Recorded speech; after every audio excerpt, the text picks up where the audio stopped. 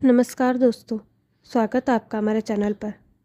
हमारी तो किस्मत ही फूटी है जो इन दोनों बूढ़े बुढ़िया को साथ में रखना पड़ता है। काम के न काज के, दुश्मन अनाज के।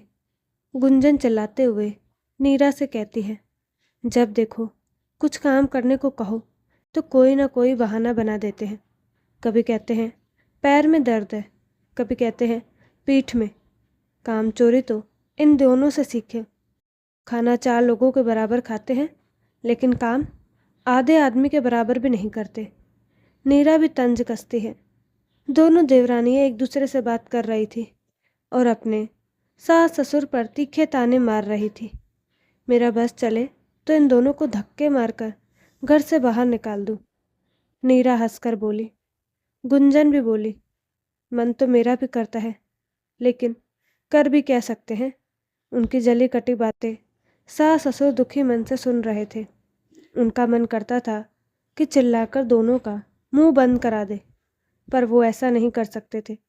मजबूर थे। बूढ़ी हड्डियों में इतनी जान भी नहीं बची थी कि वे कुछ बोल पाते। रह रहकर भगवान से कहते, हे ईश्वर, आपने बेकार में ही हमें ऐसी औलाद दी जिस कारण हमें ये दिन देखना पड़ रहा है। इससे तो अच्छा था हम बे औलाद ही रखते। हमें नहीं पता था कि इतने पूजा पाठ और दुआओं के बाद ऐसी भी नालायक औलाद मिलेगी जो माता पिता का सम्मान तो दूर, उन्हें 2 वक्त की रोटी भी चैन से नहीं खिला सकती। बुजुर्ग पति पत्नी एक दूसरे का चेहरा देखते आंसू पोंछते। हम दोनों बहुओं को कितने प्यार से बहू बनाकर लाए थे। वृद्धा बोली, सोचा था बहुएं नहीं बेटियां हैं, बुढ़ापे में हमारी सेवा करेंगी, लेकिन यहाँ तो उल्टा हमें इनकी सेवा करनी पड़ती है और फिर भी ये खरी खोटी सुनाती रहती हैं। इन्हें हमारे बुढ़ापे पर ज़रा भी तरस नहीं आता। वृद्धा ने धीमे से कहा, इनको क्या दोष थे? जब हमारा ही सिक्का खोटा है तो बहुओं को क्या दोष थे जो दूसरे घर से आई है। रघुवीर जी और उनकी पत्नी सुलोचना जी की शादी के 10 साल बाद किसी की दवा तो किसी की दुआ से बहुत मुश्किल से सुलोचना जी की गोद भरी। उन 10 वर्षों में न जाने उन्होंने कितने ताने सुने होंगे, पर वे उल्टा जवाब नहीं देती थी। उनका स्वभाव इतना नरम था कि पत्थर दिल इंसान भी पिघल जाए, पर फिर भी ताने खत्म नहीं होते थे। एक दिन भगवान ने उन पर दया की और उन्हें पुत्र रतन की प्राप्ति हुई। सुलोचना जी शादी से पहले सरकारी अस्पताल में स्टाफ नर्स थी, लेकिन पहला बच्चा गोद में आते ही उन्होंने नौकरी छोड़ दी। बच्चे को खुद पालूंगी, संस्कार खुद दूंगी, यही सोचकर 2 साल बाद उन्हें दूसरा बेटा हुआ। अब सुलोचना जी अपने दोनों बेटों कुणाल और मयंक की परवरिश में पूरी तरह जुट गई। रघुवीर जी कभी कभी कहते, दोस्त घूमने जा रहे हैं, हम भी चले। लेकिन सुलोचना जी बच्चों की तबीयत, पढ़ाई और देखभाल का हवाला देकर मना कर देती। धीरे धीरे समय बीतता गया। रघुवीर जी के दोस्त कहते, यार दिन रात काम ही करते रहते हो, कुछ समय अपने लिए भी निकालो। रघुवीर जी हंसकर कहते, अरे भाई, हमारे 2 बेटे हैं, यही तो बुढ़ापे की लाठी बनेंगे। उन्हें क्या पता था कि जिन्हें वे बुढ़ापे की लाठी समझ रहे हैं वही लाठी बनकर बरसेंगे। रघुवीर जी अपने ज़माने के जाने माने कपड़े के व्यापारी थे। उन्होंने बहुत बड़ी दौलत नहीं, लेकिन बहुत इज्जत कमाई थी। उनकी साख ऐसी थी कि थोक हो या खुदरा, सभी उन्हीं से माल लेते थे। फिर दोनों बेटे बड़े हुए तो रघुवीर जी ने दोनों की शादी धूमधाम से कर दी। अमीर घरानों से भी रिश्ते आए थे, लेकिन उन्होंने सोचकर गरीब घर की लड़कियां चुनी। अमीर की बेटी को तो कोई भी बहू बना लेता है, गरीब की बेटी को बहू बनाना हर कोई पसंद नहीं करता। उनकी सोच नेक थी, पर किस्मत ने दूसरा खेल खेला। दोनों बहुएं गुंजन और नीरा गरीबी में पली थी। इतना धन वैभव देखकर उनकी आंखें चुंधिया गई। ऊपर से दोनों बेहद खूबसूरत थी और दोनों बेटे कुणाल और मयंक अपनी अपनी पत्नियों के प्यार में डूब गए। शादी से पहले तक बेटे माता पिता पर जान छिड़कते थे, लेकिन शादी के बाद धीरे धीरे दूर होते चले गए। उन्हें खुद भी नहीं पता चला कैसे। रघुवीर जी ने बेटे को शहर के अच्छे स्कूल में पढ़ाया था ताकि वे अच्छी नौकरी करें, मगर दोनों पढ़ाई में कमज़ोर निकले, इसलिए उन्होंने पिता का बिजनेस ही संभालना शुरू कर दिया। रघुवीर जी भी खुश थे, कम से कम सामने रहेंगे। लेकिन एक दिन त्यौहार के सीजन में दुकान पर भीड़ थी। रघुवीर जी ने एक पुराने ग्राहक को उधार में माल दिया, मगर डायरी में लिखना भूल गए नाम। त्यौहार के बाद ग्राहक पैसे देने आया। रघुवीर जी ने ईमानदारी से कहा, गलती हो गई, नाम लिखना रह गया, पर रकम मुझे याद है। ग्राहक ने जब रसीद दिखाई, रकम वही थी। ग्राहक बहुत प्रभावित हुआ। उसने कहा, आप जैसे सज्जन बहुत कम मिलते हैं। वहाँ रघुवीर जी का बड़ा बेटा कुणाल सब सुन रहा था। वो आग बबूला हो उठा। उसके मन में बैठ गया, पापा अब दुकान के लायक नहीं रहे। उस दिन उसने पिता से कहा, पापा आप थक गए हैं, घर जाइए, आराम कीजिए, जब ठीक लगे तब आना, वरना आने की ज़रूरत नहीं। और ये कहते हुए उसने पिता को लगभग घसीट कर दुकान से बाहर कर दिया। रघुवीर जी रास्ते पर रोते हुए घर लौटे। चेहरा सूजा हुआ था। सुलोचना जी घबरा गई। किसी ने कुछ कहा क्या? रघुवीर जी ने सब बता दिया। सुलोचना जी का दिल टूट गया। रात को खाना होने के बाद उन्होंने कुणाल को पास बुलाया, लेकिन वो सीधे कमरे में चला गया। सुलोचना जी ने तेज आवाज़ में कहा, कुणाल, मैंने क्या कहा था? कुणाल गुस्से से बाहर आया। उसी समय छोटा बेटा मयंक भी घर आ गया। कुणाल बोला, क्या मैं तुम दोनों का नौकर हूँ? जब कहो तब दौड़कर आ जाऊँ। सुन लो, आज से इस घर में वही होगा जो मैं चाहूँगा। मयंक तुरंत बोल पड़ा, वाह भाई, छुपे रुस्तम निकले। पापा से चुपके से साइन कराने में, नकली कागज़ बनवाने में तो आपने मेरा सहारा लिया, और अब पलटी मार रहे हो। माँ बाप सन्न रह गए। ये क्या कह रहे हो? सुलोचना जी की आवाज़ काँप गई। कुणाल ने मयंक का कॉलर पकड़ लिया और हाथ उठा दिया। तभी मयंक की पत्नी नीरा बीच में आई। उसने शांत लेकिन कड़ी आवाज़ में कहा, भैया, कानून की किताब मैंने भी पढ़ी है। आपने धोखे से पिताजी से पूरी संपत्ति अपने नाम करवा ली है। ये अपराध है। मैं चाहूँ तो केस कर सकती हूँ। कुणाल के चेहरे का रंग उड़ गया। वह तुरंत नरम पड़ा। नहीं, मेरा मतलब वो नहीं था। हम दोनों भाई हैं, तो संपत्ति पर बराबर हक है। बस यही कहना चाहता था। नीरा हल्की सी मुस्कान के साथ बोली, तो फिर सही रास्ता ही चलिए, वरना आगे क्या होगा उसके लिए तैयार रहिए। रघुवीर जी के मुंह से शब्द निकल रहे थे। उन्होंने हिम्मत करके बस इतना पूछा, तुम दोनों ने मुझसे कागज़ कब साइन करवा लिए? मुझे तो पता ही नहीं चला। मयंक बोला, बुड्ढे, हम नालायक नहीं हैं। हम इतने लायक हैं कि समय रहते सब अपने नाम करवा लिए। त्योहार के सीज़न में जब ढेर सारे कागज़ होते थे, मैं बीच बीच में प्रॉपर्टी के पेपर भी रख देता था। आप हम पर भरोसा करके बिना देखे साइन कर देते थे। बस ऐसे ही। अब ज़माना ऐसा है, बाप को औलाद पर भरोसा नहीं, तो औलाद को भी हथकंडे अपनाने पड़ते हैं। इतना कहकर मयंक और नीरा चले गए। कुणाल भी घूरता हुआ कमरे में चला गया। गुंजन भी पीछे पीछे चली गई। रघुवीर जी का सिर झुक गया। बाहर है औलाद, जिनके लिए हमने कितनी मन्नतें मांगी, वही ये दिन दिखाएंगे, ये सोचा न था। सुलोचना जी के पति ने आंसू पोंछे और टूटे स्वर में बोली, लोग मुझे बांझ कहकर ताने मारते थे, तब भी इतनी तकलीफ नहीं होती थी जितनी आज अपनी औलाद के करतूत देखकर हो रही है। माँ बाप की बातें बेटे बहू छुपकर सुन रहे थे। जो दोनों भाई कुछ देर पहले लड़ रहे थे, अब एक हो गए। दोनों ने हाथ मिलाया और गुस्से में आकर बोले, हमें नालायक कहते हो? नालायक तो तुम दोनों हो। अब तुम लोग किसी काम के लायक नहीं। अगर सलामती चाहते हो तो स्टोर रूम में जाकर रहो, वहीं सफाई करो और वहीं सो। और सुनो, खाने का नियम भी तय है। 15 दिन माँ एक बेटे के घर काम करेगी तो खाना उसी घर से मिलेगा। 15 दिन पिता दूसरे बेटे के घर काम करेंगे तो खाना उसी घर से मिलेगा। रात को दोनों स्टोर रूम में ही सोएंगे।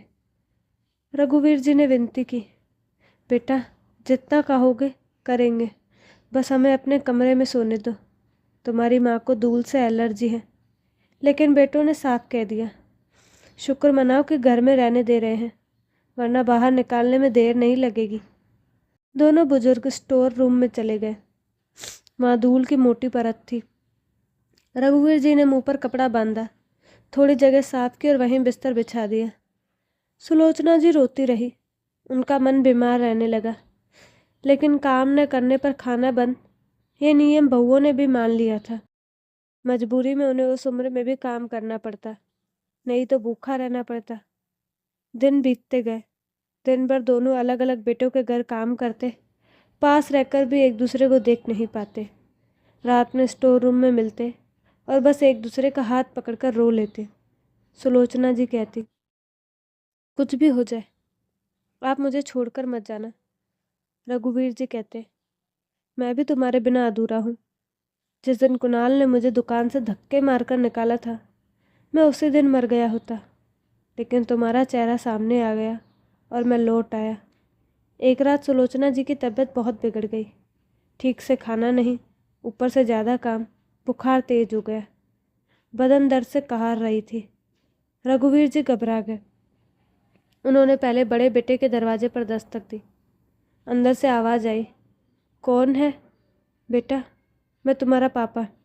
तुम्हारी माँ की तबीयत बहुत ख़राब है, बुखार की दवा दे दो। कुणाल बोला, आपको नहीं पता, आज माँ शनि मतलब मैंग के हिस्से में है, उसी से मांगो, मुझे डिस्टर्ब मत करो, वरना अंजाम जानते हो। रघुवीर जी कांपते हुए छोटे बेटे के दरवाजे पर पहुंचे। नीरा ने दरवाज़ा खोला। ससुर को हाथ जोड़ते रोते देखकर भी वह गुर्राई। रात भर नींद नहीं आती क्या? हमें चैन से सोने दो।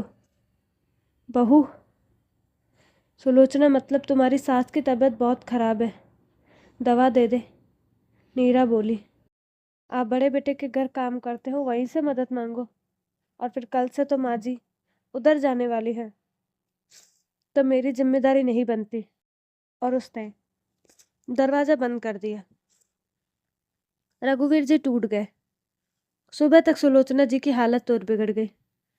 उस दिन सुलोचना जी के काम पर नहीं जा पाई। बड़ी बहू गुंजन गुस्से में स्टोर रूम में आ धमकी। रघुवीर जी पत्नी के माथे पर पट्टी रख रहे थे। गुंजन चिल्लाई, अरे बेशरम, उम्र हो गई है और रंग रलिया, आज का काम कौन करेगा? तेरे लिए नौकर रखा है क्या? सुलोचना जी दर्द से कहार रही थी। रघुवीर जी से सहा नहीं गया। उन्होंने हाथ उठाया, लेकिन कुणाल ने झपटकर उनका हाथ पकड़ लिया। फिर दोनों भाइयों का गुस्सा भड़क गया। उन्होंने बुजुर्गों का सामान उठाकर बाहर फेंक दिया। धक्के देकर उन्हें घर से बाहर निकाल दिया। रघुवीर जी की आंखों के आगे अंधेरा छा गया, लेकिन पत्नी को संभालना था, इसलिए वह टूटते हुए भी चल पड़े। सबसे पहले उन्होंने सुलोचना जी को ऑटो में बिठाकर अस्पताल पहुंचाया। इलाज हुआ, तबीयत सुधरी, मगर अब जाए कहाँ? उसी अस्पताल में सुलोचना जी के दूर के रिश्ते के भाई का बेटा दीपक मिल गया। उसने बताया कि उसकी नौकरी दूसरे शहर में लग गई है। माता पिता नहीं रहे, गांव का घर खाली है। अगर आप लोग कुछ दिनों के लिए वहाँ रह ले तो घर भी संभल जाएगा और मैं भी निश्चिंत रहूँगा। ये सुनकर दोनों के दिल को राहत मिली। वे गांव चले गए। वहाँ की हवा पानी से सुलोचना जी की तबीयत ठीक जल्दी सुधरने लगी। रघुवीर जी के मन में फिर से जीने की जिद जागी। उन्होंने 2 साल की फसल के पैसों से थोड़ा पैसा जमा किया। दीपक ने कहा था, आप लोग मेहनत कर रहे हैं, ये पैसा आप ही इस्तेमाल कीजिए। रघुवीर जी ने सुलोचना जी से कहा, खेती तो मौसम पर चलती है, क्यों ना अपना पुराना काम फिर से शुरू करें। मुझे अनुभव है, सुलोचना जी बोली। इस उम्र में रघुवीर जी की आंखों में चमक आ गई। जब तक सांस है तब तक कोशिश है। और उन्होंने छोटे स्तर पर कपड़े का व्यापार फिर से शुरू किया।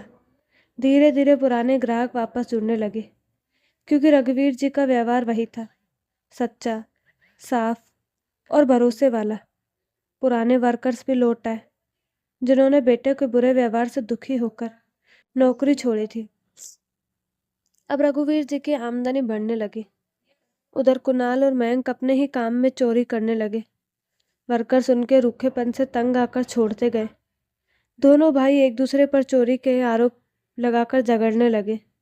घर में भी पैसे की तंगी होने लगी। इसी बीच उन्हें खबर मिली कि एक बड़े सेठ जो बहुत अमीर है, गरीब लड़कियों और लड़कों का सामूहिक विवाह करवाते हैं। कुणाल का बेटा और मयंक की बेटी शादी लायक हो चुके थे, लेकिन उनके पास खर्च करने को पैसे नहीं थे। मजबूरी में उन्होंने अपने बच्चों के फॉर्म भी उसी में भर दिए। शादी का दिन आया। मैरिज हॉल ऐसे सजा था जैसे स्वर्ग उतर आया हो। हर जोड़े को कपड़े, गहने और गृहस्थी का सामान दिया जा रहा था। ये सब खर्च वही सेठ कर रहा था, और वह सेठ कोई और नहीं, रघुवीर जी थे। उन्होंने अपने जीवन में पहली बार सुकून से मुस्कुराया, क्योंकि अब वो किसी के मोहताज नहीं थे। तभी उनकी नज़र रजिस्ट्रेशन लिस्ट पर गई। बच्चों के नाम के साथ माता पिता के नाम पढ़ते ही उनकी आंखें ठहर गई। कुणाल और मयंक और उनकी बहुओं, वही नाम। रघुवीर जी का चेहरा एक पल के लिए गंभीर हो गया। पत्रकारों की नज़र पड़ गई। सर, आप हर शादी में खुश रहते हैं, आज आपकी प्रतिक्रिया अलग क्यों? सुलोचना जी ने धीरे से पति का हाथ थाम लिया और कहा, कह दीजिए, अब छुपाने से क्या होगा? रघुवीर जी ने सब सच बता दिया। 10 साल का इंतज़ार, बच्चों के लिए कुर्बानियाँ, व्यापार की इज्जत और फिर वही बेटे बहू जिन्होंने उन्हें धक्के मारकर बाहर निकाला। उन्होंने कहा, हमने हार नहीं मानी, हमने फिर मेहनत की। हमारे पुराने ग्राहक और वर्कर्स लौटे और हमने फिर से अपना जीवन खड़ा किया। एक सफल इंसान के पीछे किसी न किसी का हाथ होता है। मेरे पीछे मेरी पत्नी का हाथ है। पूरा हॉल तालियों से गूंज उठा। लोग भावुक हो गए, कैमरे घूम गए। उधर कुणाल, मयंक और उनकी पत्नियों की नज़रें शर्म से झुक गई। कार्यक्रम खत्म हुआ।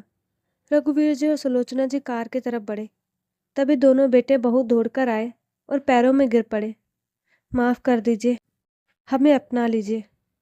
पत्रकारों ने पूछा, ये लोग कौन हैं? रघुवीर जी कुछ कहते उससे पहले कुणाल बोल पड़ा, हम इनके यहाँ काम करते थे, गलती हो गई थी, माफ़ी मांग रहे हैं। तभी एक पुराना वफादार कर्मचारी आगे आया, जिसे कुणाल ने चोरी का झूठा इल्ज़ाम लगाकर निकाला था। उसने साफ कहा, ये इनके बेटे हैं। इन्होंने अपने माँ बाप को लात घूंसे मारे, बीमार हालत में घर से निकाला और आज बदनामी के डर से खुद को कर्मचारी बता रहे हैं। भीड़ में नाराज़गी फैल गई। लोगों ने उन्हें धिक्कारा। सोशल मीडिया पर भी उनकी आलोचना होने लगी। पत्रकारों ने पूछा, सर, आपकी संपत्ति का क्या होगा?